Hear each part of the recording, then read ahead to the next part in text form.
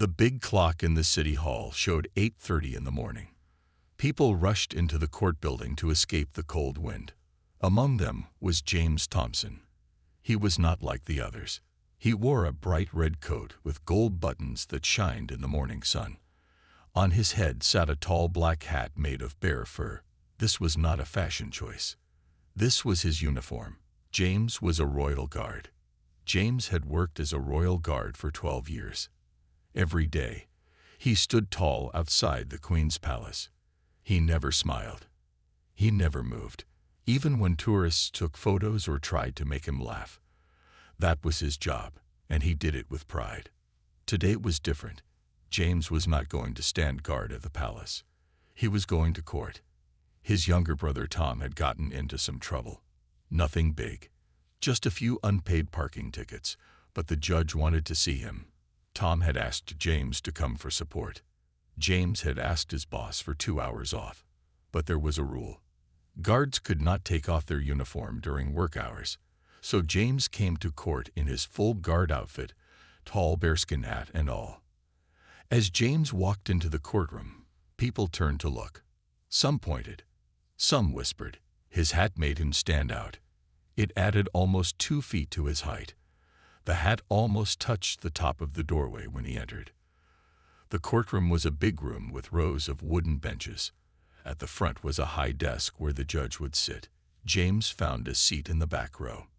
He tried to sit straight, but his hat made it hard. He had to lean forward a bit so people behind him could see. "All rise for Judge Miranda Dawson," called out a court officer. Everyone stood up. Judge Dawson walked in wearing her black robe. She was a small woman with gray hair and glasses. She had been a judge for 20 years. People said she was tough but fair. As the judge sat down, she looked around the room. Her eyes stopped when she saw James. She stared at his tall bearskin hat for a few seconds. Then she frowned and looked down at her papers. "You may be seated," she said. Everyone sat down. The judge began to call cases. One by one, people went up to talk to her. Some had to pay fines. Some got warnings.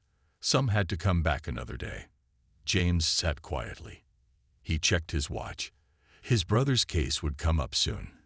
Then he could go back to his post at the palace. But before his brother's name was called, Judge Dawson suddenly looked up. She stared straight at James. "You, sir, in the back row with the unusual hat," she said in a loud, clear voice. "Please come forward." The room went quiet. All heads turned to look at James. He felt his face get warm. He stood up slowly, careful not to bump his hat on anything. Then he walked down the center aisle toward the judge's bench. People watched him with wide eyes. His boots made a soft thud on the floor with each step. The golden buttons on his red coat caught the light from the windows. When he reached the front, he stood tall and straight, just as he did at the palace. Judge Dawson looked down at him from her high seat. Her face was stern. "Sir, what is your name?" she asked. "James Thompson, Your Honor," he replied in a clear, steady voice. "Mr. Thompson," said the judge, tapping her fingers on her desk, "do you think this is a proper place to wear such a distinctive hat?" James could feel everyone's eyes on him. The court clerk had stopped typing. The lawyers had stopped shuffling papers. Even the guard by the door seemed interested. What would James say to the judge, and why was he so determined to keep his hat on in court? James stood tall in front of Judge Dawson. His hands were at his sides. His face showed no worry, but inside, his heart beat fast. "Your Honor," James said in a calm voice, "I am on duty today. I came straight from my post at the palace to be here for my brother's case." Judge Dawson looked at James over her glasses. "Mr. Thompson, in this courtroom, we follow certain rules. One of those rules is that men remove their hats as a sign of respect." James nodded. He understood rules very well. Rules were a big part of his life as a royal guard. "I mean no disrespect, Your Honor," James said, "but I am not allowed to remove any part of my uniform while on duty. That is also a rule I must follow." The judge frowned. Her eyes narrowed.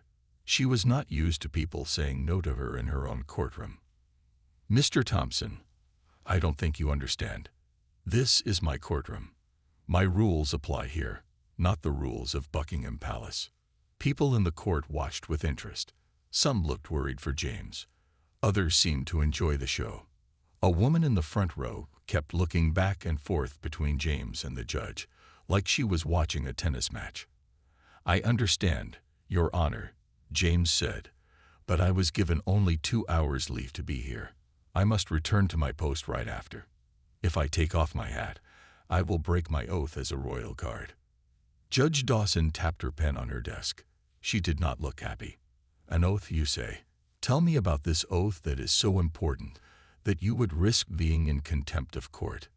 James took a deep breath. This was his chance to explain. He spoke clearly so everyone could hear. "Your Honor, when I became a royal guard, I swore to serve with honor and respect. I promised to follow all rules of the guard, no matter what.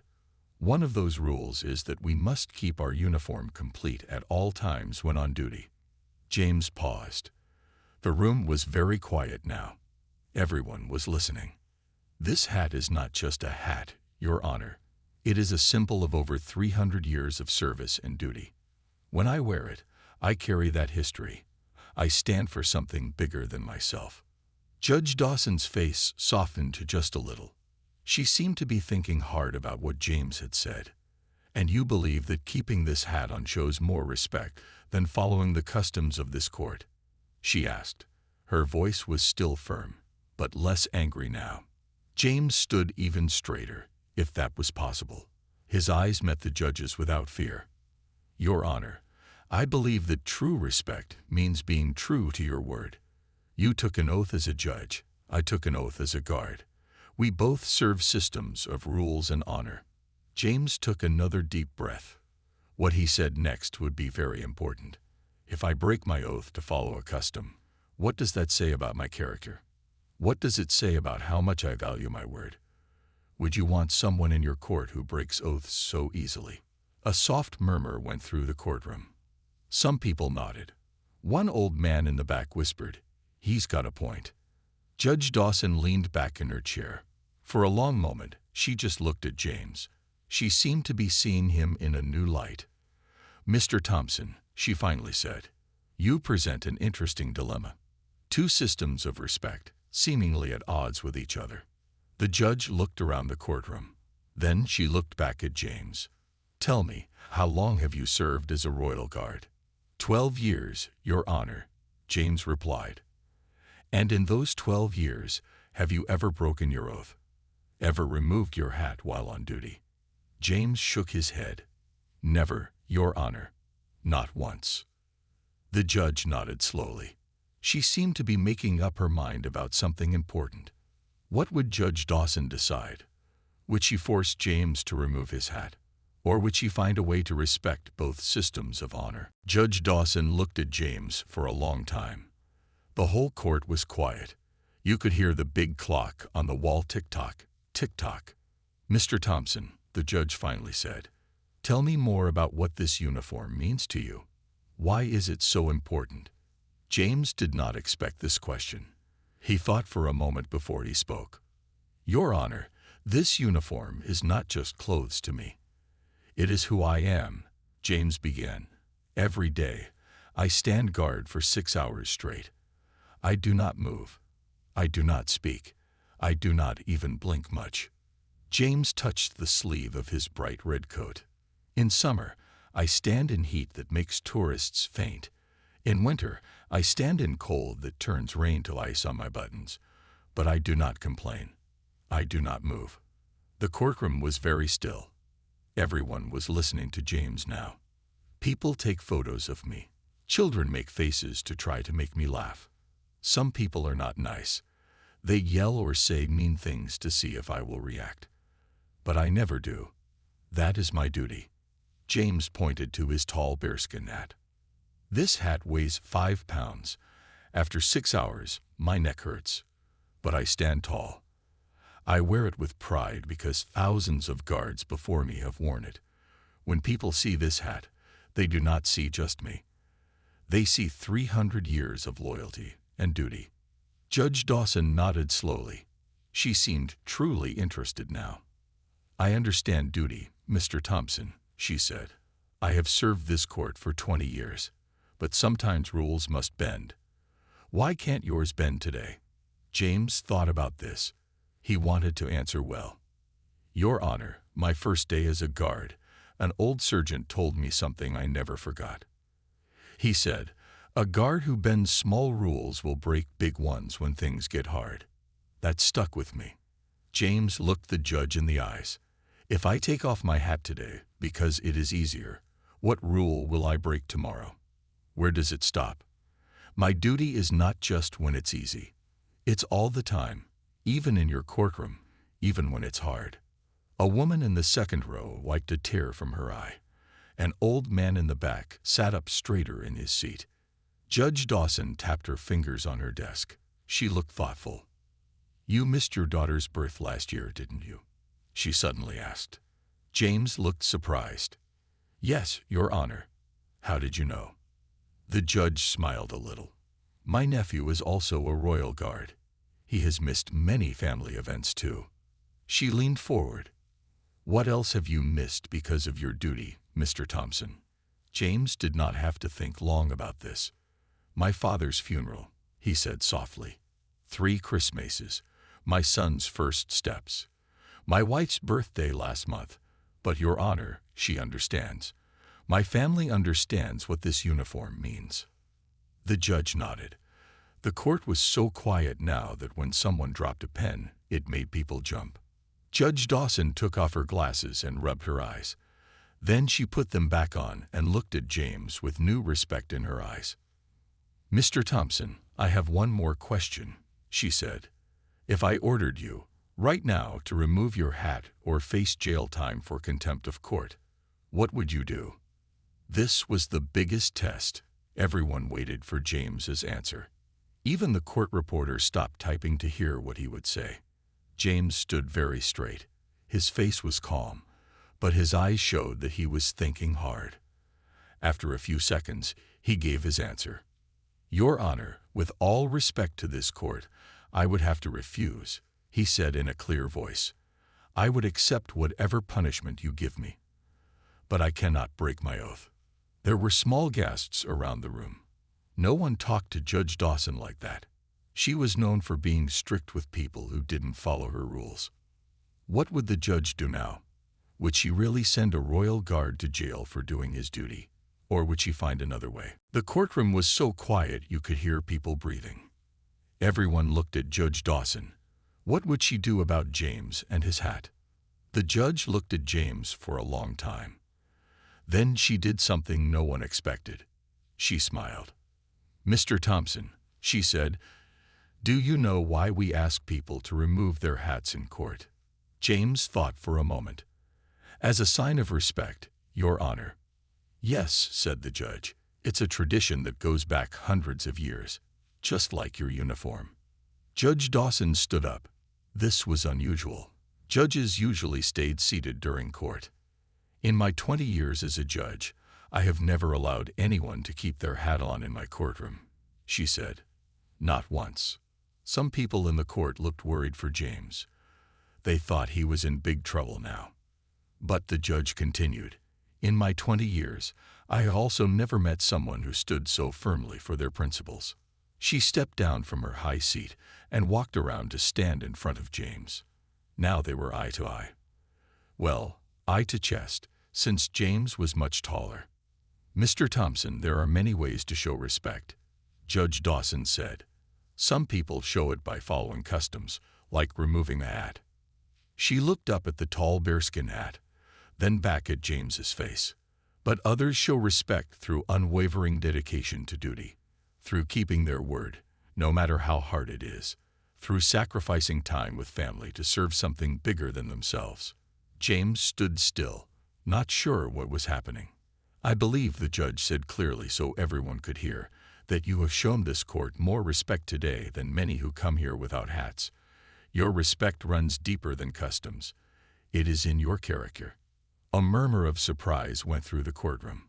Was Judge Dawson really saying what they thought she was saying? "You may keep your hat on in my courtroom, Mr. Thompson," she announced, "and I apologize for putting you in a position where you had to choose between two duties." For the first time since he'd entered the court, James's serious face changed. He didn't quite smile. Royal Guards rarely did while in uniform, but his eyes showed his relief and gratitude. "Thank you, Your Honor," he said simply. "I am grateful for your understanding." Judge Dawson nodded and returned to her seat. "Now let's continue with the cases. I believe your brother is next on the list." Just as James was about to turn and go back to his seat, something unexpected happened. In the back of the courtroom, an old man slowly stood up. He was in his 80s at least, with white hair and a walking cane. He was wearing an old military medal on his jacket. The old man raised his hand in a perfect military salute to James. Then, next to him, another man stood up. He was younger, but also had a military look. He too gave James a salute. One by one, other people in the courtroom began to stand. Not all of them saluted. Some just stood respectfully. A woman with tears in her eyes simply nodded at James. Within moments, almost everyone in the courtroom was standing. Even some of the lawyers and court staff had risen from their seats. James was not used to being the center of attention. As a guard, he was used to being in the background, almost like a living statue. Now everyone was looking at him with respect and admiration. Judge Dawson watched all this with surprise. Then she too stood up. The courtroom erupted in applause. It started softly but grew louder. People were clapping for James, for his dedication, for his unwavering commitment to his duty. James didn't know what to do. Royal Guards were trained to stay still and show no emotion, no matter what happened around them. But this was like nothing he had ever experienced before. The clapping went on for almost a minute. James stood tall and still, as he had been trained to do. But inside, he felt warm with pride and surprise. When the clapping finally died down, Judge Dawson spoke again. "Order in the court," she said, but her voice was gentle. She was not upset about the unusual show of respect. Everyone sat down again. James gave a small bow to the judge, then walked back to his seat in the back row. People smiled at him as he passed. One man reached out to pat his arm. Now it was time for James's brother's case. The court clerk called out, "Thomas Thompson, case number 47. A young man who looked a bit like James stood up. This was Tom, James's younger brother. He walked to the front of the court, looking nervous. "Mr. Thompson," said the judge, "you have been charged with 5 unpaid parking tickets. How do you plead?" "Guilty, Your Honor," Tom said quietly. "I was wrong to ignore the tickets. I should have paid them right away." Judge Dawson looked at her papers. "The total fine is £375, plus late fees of £125. That's £500 total." Tom nodded. He looked worried about the money. However, the judge continued, "Since you have admitted your mistake and have no previous offenses, I am willing to reduce the late fees. You will pay only the original £375. "Thank you, Your Honor," Tom said, looking relieved. The judge wasn't finished. "I also noticed in your file that you recently lost your job. Is that correct?" Tom looked surprised that she knew this. "Yes, Your Honor. The factory where I worked closed down last month. I'm looking for a new job now." Judge Dawson nodded. "I understand that makes paying fines difficult. Therefore, you may pay the £375 in monthly payments of £75. This way, it won't be too hard on you while you look for work." Tom couldn't believe his luck. "Thank you so much, Your Honor. That helps a lot." The judge smiled a little. "Sometimes people deserve a second chance, Mr. Thompson. Don't waste it. Make sure you pay on time from now on." "I will, Your Honor. I promise," Tom said. As Tom walked back to his seat, he gave his brother James a look of thanks. He knew that James's showdown with the judge had probably helped his case. After a few more cases, the court took a short break. James checked his watch. He needed to get back to his post at the palace soon. As people filed out of the courtroom for the break, several came up to James. An old woman told him her late husband had been a royal guard 50 years ago. A young boy asked if the hat was heavy. Then Judge Dawson herself came down from her bench and walked over to James. "Mr. Thompson," she said, "may I have a word with you in private?" James nodded. "Of course, Your Honor." They stepped into a small room next to the courtroom. It was the judge's chambers, where she worked when court was not in session. There were law books on shelves and papers on a big desk. "I wanted to thank you," said Judge Dawson. James looked confused. "Thank me, Your Honor. For what?" The judge sat down and motioned for James to sit too. "For reminding me of something important." James sat down carefully, his tall hat almost touching the ceiling. "When I became a judge," she explained, "I took an oath too. I swore to uphold justice with fairness and integrity. But sometimes, after many years, it's easy to get caught up in the rules and forget the bigger picture." She looked at James with respect in her eyes. "Today you showed me that true respect for the law isn't just about following every small rule. It's about understanding the principles behind those rules." James nodded. He understood what she meant. "Your Honor, I am honored by your words," he said. "We both serve in different ways, but with the same goal, to uphold the systems we believe in." Judge Dawson smiled. "Well said, Mr. Thompson. Now, I believe you need to get back to your post." James stood up and checked his watch again. "Yes, Your Honor. My leave ends in 20 minutes. As James prepared to leave the judge's chambers, Judge Dawson stopped him with one more question. "Mr. Thompson, I'm curious. Has anything like this happened before? Have you ever been in a situation where your duty as a guard conflicted with something else?" James thought for a moment. Then he nodded. "Once, Your Honor. 2 years ago, I was standing guard outside the palace when a young girl fainted right in front of me. It was a hot summer day, and she had been waiting in the sun too long." The judge listened with interest. "What did you do?" she asked. "I stayed at my post," James said quietly. "It is our rule. We cannot move, no matter what happens, unless there is a security threat." Judge Dawson's eyes widened slightly. "You didn't help her." James continued. "I called out to alert other security staff, which we are allowed to do in emergencies. They came quickly and helped the girl. She was fine. But those few minutes, waiting and not being able to help, they were the hardest of my career." The judge nodded slowly, understanding the difficulty of such a moment. "That night," James added, "I couldn't sleep. I kept seeing her face. The next day, I spoke to my commander about changing the rules, just a little for medical emergencies." "And?" Judge Dawson asked. He listened. "Now we have medical staff closer to guard posts on hot days, and in true emergencies we can break position to help if no one else is there. The rules changed a bit, but the principle, protecting people, stayed the same." The judge smiled. "So you do believe rules can change when needed?" James nodded. "Yes, Your Honor. But the change must come from the proper authority, for the right reasons, not just because following the rule is hard or inconvenient." Judge Dawson stood up. "A wise perspective, Mr. Thompson. I think we've both learned something today." They walked back into the courtroom together.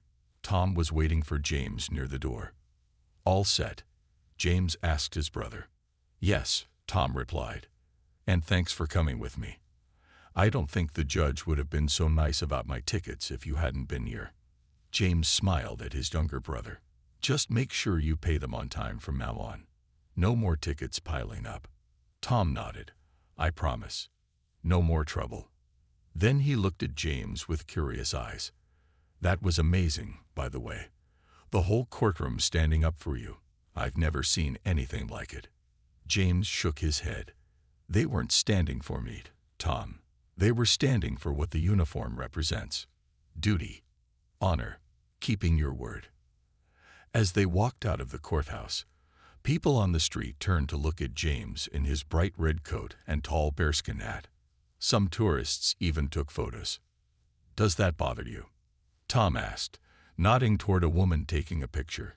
"People treating you like some kind of tourist attraction." James shook his head. "It's part of the job. Besides, they're not really taking pictures of me. They're taking pictures of what I represent." As they walked toward the bus stop, an old man with a cane approached them. James recognized him as the first person who had stood up in the courtroom. "Excuse me," the old man said. "I wanted to thank you." James looked surprised. "Thank me, sir. For what?" The old man straightened his back as much as his age would allow. "I served in the military for 40 years. These days, it seems like fewer and fewer people understand what duty really means. What you did in that courtroom today, it reminded me of what I fought for. Values that never get old or out of date." James didn't know what to say. He simply nodded respectfully. "The judge was right to let you keep your hat on," the old man continued. "Some rules are just customs, but duty is something deeper." After the old man walked away, Tom looked at his brother with new respect in his eyes. "I never really understood before," Tom said quietly, "why you take your job so seriously. Why you missed Dad's funeral to stand guard. I was actually angry at you for that." "I know," James said. "It was a hard choice." Tom nodded. "But now I get it. At least I'm starting to." They reached the bus stop. James checked his watch again. "I need to get back," he said. "My relief guard is waiting." Tom smiled. "Go on then. Go stand still for another 6 hours." For once, there was no teasing in his voice when he said it. Just respect. James arrived back at Buckingham Palace just in time. His fellow guard, Michael, was waiting for him at the changing area. "How did it go?" Michael asked. "Your brother's court case." James smiled slightly as he checked his uniform in the mirror, making sure everything was perfect before going back on duty. "It was interesting," he said. "The judge wasn't happy about my hat at first." Michael raised his eyebrows. "Did you have to take it off?" "No," James replied. In the end, she understood. James didn't tell Michael about the standing ovation or the old man with the cane. That wasn't his way. He was a humble man who didn't like to brag. "Good," Michael said. "I'm glad it worked out. Williams will be happy to hear it too. He was worried about covering your post for longer if you got in trouble." James nodded and headed out to his guard post. It was the famous spot right outside the palace gates where tourists always gathered to take photos. As he marched to his position and took his place, James felt different somehow. The familiar weight of the bearskin hat on his head seemed to mean even more now. His back was straighter, his chin higher. For the next 6 hours, James stood guard as he always did. Tourists came and went. Some tried to make him smile or move. Children waved at him. None of them succeeded in breaking his focus. But inside, James was thinking about what had happened in court, about how Judge Dawson had started out angry but ended up standing with everyone else, about how his brother Tom finally understood why James took his duty so seriously. At one point, a man in the crowd looked familiar. James couldn't move his head to look directly, but from the corner of his eye, he thought it might be the old veteran from the courtroom. When James's shift finally ended, he marched back to the guard quarters to change. He carefully removed his bearskin hat and placed it on its special stand. His neck muscles relaxed after hours of holding up the heavy hat. As he was changing into his civilian clothes, his phone beeped. It was a text message from Tom. "You're all over social media, bro," the message said. James frowned. What did that mean? He quickly finished changing and checked his phone properly. There were several links from Tom. James clicked on the first one. It took him to a news website. To his surprise, there was a photo of him standing in the courtroom in his full guard uniform. The headline read, "Royal Guard stands his ground in court. earns standing ovation. James scrolled down and read. In an unusual scene at Westminster Magistrates Court today, a royal guard refused to remove his bearskin hat despite being asked to by Judge Miranda Dawson.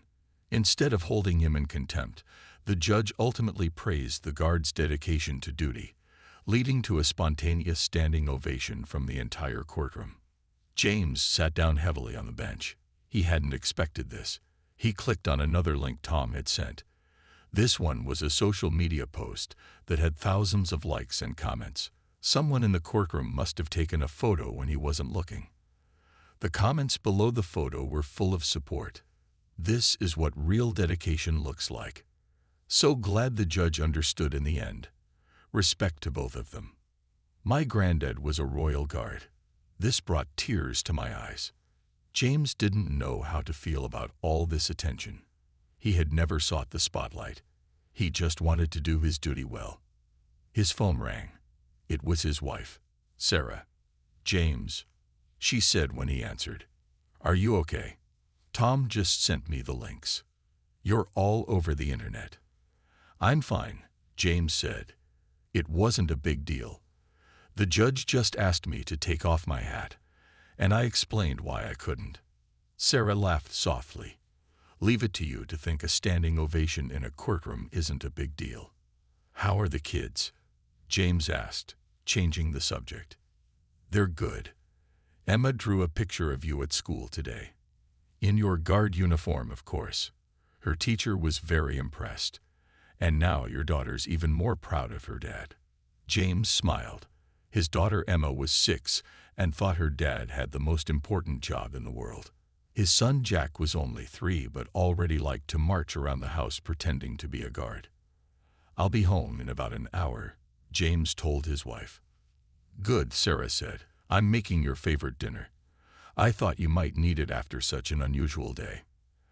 After they hung up, James sat for a moment, thinking. What had started as a simple trip to court for his brother's case had turned into something much bigger. The next morning, James woke up early as usual. He had the day off, but years of guard duty had made it hard for him to sleep past 5:30 a.m. He quietly got out of bed, trying not to wake Sarah. In the kitchen, he made a cup of tea and looked out the window at the still dark street. His phone buzzed. It was a message from his commander, Captain Wilson. Thompson, see me at 10 o'clock today. My office. James frowned. That was unusual for his day off.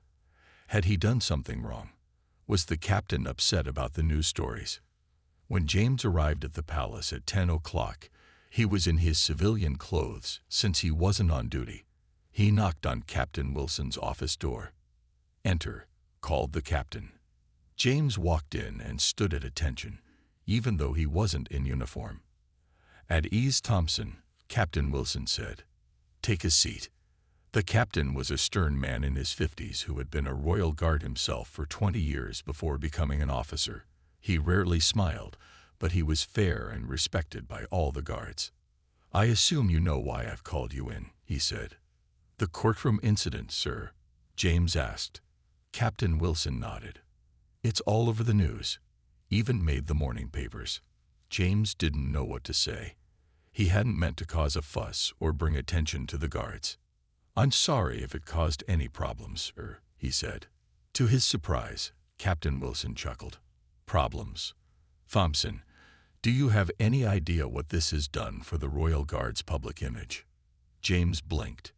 Sir. The captain picked up a newspaper from his desk and read aloud. In an age where commitment and duty are often seen as old-fashioned, James Thompson's unwavering dedication reminds us why traditions like the Royal Guard still matter today. He put the paper down. The palace has received hundreds of supportive emails and calls. Tourism at the guard posts is up 20% since yesterday. Everyone wants to see the guard who stood his ground. James was shocked. He hadn't expected this at all.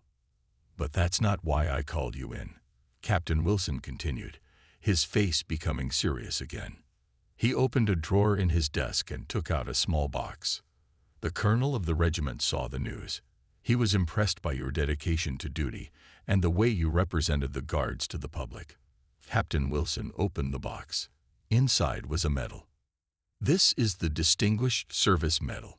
The Colonel has authorized me to present it to you for exceptional representation of the values of the Royal Guards. James couldn't speak. This was a rare honor. Stand up, Thompson, the captain ordered. James stood at attention. Captain Wilson came around the desk and pinned the medal to James's civilian jacket. Congratulations, Guard Thompson. You've done the regiment proud.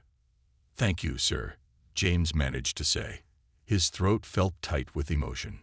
After leaving the captain's office, James walked through the palace grounds, still trying to process what had happened. A medal for simply doing his duty, for refusing to take off his hat. As he passed one of the guard posts, the guard on duty, it was Michael, snapped to an even more perfect attention than usual. Then, breaking protocol for just a second, Michael gave James the tiniest nod of respect before returning to his completely still position. That small gesture from a fellow guard meant more to James than all the news stories and social media posts. When James got home, he found a surprise waiting. Sarah, Emma, and Jack were all dressed up. "What's going on?" he asked. "We're taking you out to lunch to celebrate your medal," Sarah said with a smile. "Tom called us after he talked to one of your guard friends." Emma ran up to her father. "Daddy, are you a hero now?" James picked up his daughter and smiled. "No, sweetheart. I just did my job." "But everybody clapped for you," Emma said, "just like they do for heroes in movies." James thought about how to explain it to a 6-year-old. "Sometimes," he said, "doing your job well, even when it's hard, is its own kind of brave." As they walked to the restaurant, people on the street recognized James. A few asked to take photos with him. One woman even asked for his autograph, which made him blush. "I think you're going to have to get used to this," Sarah whispered to him as another stranger congratulated him. James shook his head. "It will blow over soon. Next week, they'll be talking about something else." But deep down, he knew something had changed, not just for him, but maybe for how people saw the Royal Guards. At the restaurant, the manager recognized James and gave them the best table. When they tried to pay after the meal, the manager refused to take their money. "It's an honor to have you here, Mr. Thompson," he said. "My father was a Royal Guard in the 1970s. He would have been proud of what you did." On the way home, they passed a toy store. In the window was a display of Royal Guard dolls in their red coats and bearskin hats. Emma pointed excitedly. "Look, Daddy, it's you." James smiled. The dolls had been there for years, but now his daughter saw them differently. Now she understood a little more about what her father did and why it mattered. 1 week later, James was back at his regular guard post outside Buckingham Palace. As he had predicted, the media attention had begun to die down. There were still more tourists than usual taking his photo, but life was slowly returning to normal. During his break, James checked his phone and found an email from an unexpected sender, Judge Miranda Dawson. "Dear Mr. Thompson," the email began, "I hope this message finds you well. I wanted to inform you that I've been thinking a great deal about our encounter in my courtroom last week." James read on with interest. "After our discussion, I began to review some of my past rulings where strict adherence to courtroom rules may have overshadowed the true spirit of justice. I've since made some changes to how I run my court." The judge explained that she now made exceptions to certain courtroom customs when they conflicted with deeper principles or important duties. She mentioned a recent case where she allowed a mother to keep her phone on, normally forbidden, because her child was in the hospital. "Your unwavering commitment to your principles reminded me why I became a judge in the first place," the email continued.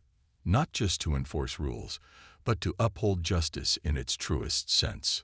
The judge ended by inviting James and his family to have tea with her sometime, if his guard duties would permit it. James smiled as he finished reading. He hadn't expected the judge to reach out, and certainly hadn't expected that their encounter would change how she ran her courtroom. That evening, after his shift ended, James took a different route home. He had somewhere important to stop first. He arrived at Westminster Magistrates' Court just as it was closing for the day. Most of the staff had already left, but the security guard recognized James. "You're that royal guard, aren't you?" the guard said. "The one who wouldn't take off his hat." James nodded. "Is Judge Dawson still here by any chance?" The guard checked his watch. "She usually works late on Thursdays. Let me call up and check." A few minutes later, James was shown into Judge Dawson's chambers. She looked up from her desk, surprised to see him. "Mr. Thompson, what a pleasant surprise. I just sent you an email today." "I read it, Your Honor," James said. "That's partly why I came." Judge Dawson motioned for him to sit down. James was in his civilian clothes now, so there was no tall bearskin hat to worry about. "I wanted to thank you," James said. "Not many people would reconsider their position like you did in the courtroom that day. It takes a special kind of courage to do that, especially in front of a full court." The judge smiled. "That's kind of you to say, but I was simply doing what a good judge should do, weighing all the factors and making the fairest decision." James nodded. "Also, I brought you something." He reached into his pocket and pulled out a small box. Judge Dawson opened it curiously. Inside was a small pin in the shape of a royal guard's bearskin hat. "It's not an official guard item," James explained, "but it's something we guards sometimes give to people who show extraordinary understanding of what the uniform means." The judge was touched. "I'll treasure it, Mr. Thompson. Thank you." As James was leaving, Judge Dawson had one more question for him. "I'm curious, if you had to do it all over again, knowing how much attention it would bring, would you still refuse to remove your hat in court?" James thought about the medal from the colonel, the proud look in his daughter's eyes, his brother's new respect, and the changes the judge had made to her courtroom policies. "Yes, Your Honor," he said with certainty, "not for the attention, but because it was the right thing to do. Sometimes standing firm on small matters of principle has effects we can't predict." The judge nodded. "Well said, Mr. Thompson. Very well said indeed."